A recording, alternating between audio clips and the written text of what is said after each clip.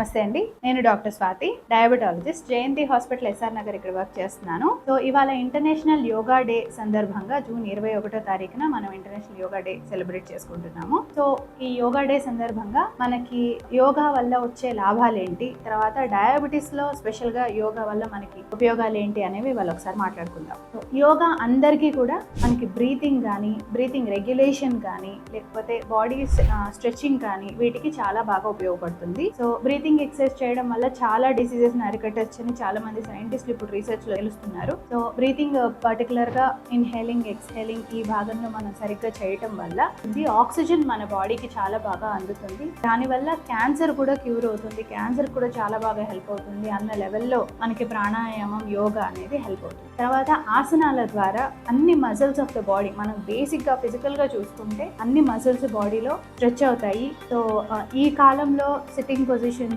తర్వాత ట్రావెలింగ్ కానీ వీటన్నిటిలో చాలా బాడీ స్ట్రెయిన్ అవుతుంది. యోగాలో ముఖ్యంగా అన్ని ఆసనాల్లో, ముఖ్యంగా సూర్య నమస్కారాలు లాంటి దానిలో కూడా మనకి బాడీలో అన్ని ఆర్గన్స్, అన్ని మజిల్స్ అన్ని కూడా బాగా స్ట్రెచ్ అవుతాయి. అది చాలా మంచిది మజిల్స్ కి. తర్వాత ఇంకా డీప్ గా మనం యోగాలోకి వెళ్తే గనక ఆర్గన్స్, ప్రతి ఒక్క అవయవానికి కూడా ఒక సంబద్ధత యోగా ఆసనం ఒకటి ఉంటుంది. సో ఆ పర్టికులర్ ఆసనం చేసినప్పుడు ఆ ఆర్గన్ అనేది యాక్టివేట్ అవ్వడం, దాని హార్మోనల్ ఇంబ్యాలెన్స్ కానీ వాటిని సెట్ చేయడం అనేది జరుగుతుంది. ఇది జనరల్ గా. నెక్స్ట్ డయాబెటీస్ లోకి వెళ్తే, డయాబెటీస్ లో మనకి చాలా స్ట్రెస్ లెవెల్స్ బిల్డ్ అవుతాయి. బాడీలో కార్టిసాల్ లెవెల్స్ పెరగటం, తర్వాత గ్లూకగాన్ అనే హార్మోన్ పెరగటం, ఈ హార్మోనల్ ఇంబ్యాలెన్స్ అవ్వటం ఇది చాలా ఎక్కువగా జరుగుతుంది. తర్వాత డయాబెటీస్ కొన్ని సంవత్సరాలు గడిచే కొద్దీ ఇంకా బాడీలో చేంజెస్, డయాబెటీస్ కాంప్లికేషన్స్ కానీ ఇలాంటివి కూడా ఎక్కువ డెవలప్ అవుతూ ఉంటాయి. దానివల్ల కూడా బాడీలో చాలా ఇన్ఫ్లమేషన్ అనేది డెవలప్ అవుతుంది. ఇప్పుడు మనం చాలా మందికి చూస్తుంటాం సిఆర్పి ఎక్కువ ఉండటం, అంటే సి రియాక్టివ్ ప్రోటీన్, అంటే బాడీలో ఇన్ఫ్లమేషన్ ఎక్కువ ఉంది, హోమోసిస్టిన్ ఎక్కువ ఉండటం, ఇవన్నీ కూడా మనకి స్ట్రెస్ లెవెల్స్ వల్ల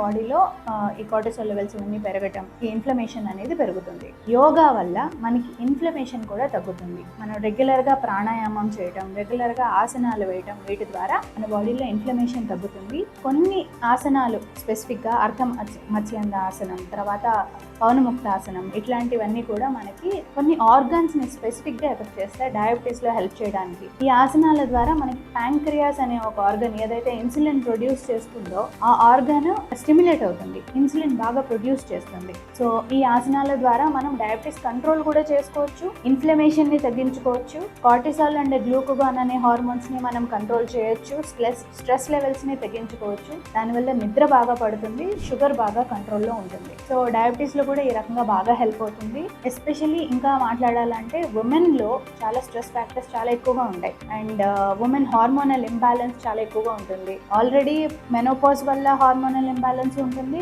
అండ్ షుగర్ వల్ల, డయాబెటీస్ వల్ల కూడా హార్మోనల్ ఇంబ్యాలెన్స్ అనేది ఉంటుంది. ఈ రెండింటిని కూడా మనకి మేనేజ్ చేయడానికి యోగా చాలా బాగా హెల్ప్ చేస్తుంది. సో అందరూ యోగా చేయండి. అన్ని విధాలుగాను మనకి స్ట్రెస్ సైకలాజికల్ గా కానివ్వండి, ఎమోషనల్ గా కానివ్వండి, లేకపోతే ఫిజికల్ గా కానివ్వండి, అన్ని రకాలుగా మనకి యోగా బాగా హెల్ప్ చేస్తుంది. సో అందరం యోగా చేద్దాం, హెల్దీగా ఉంటాం. Thank you.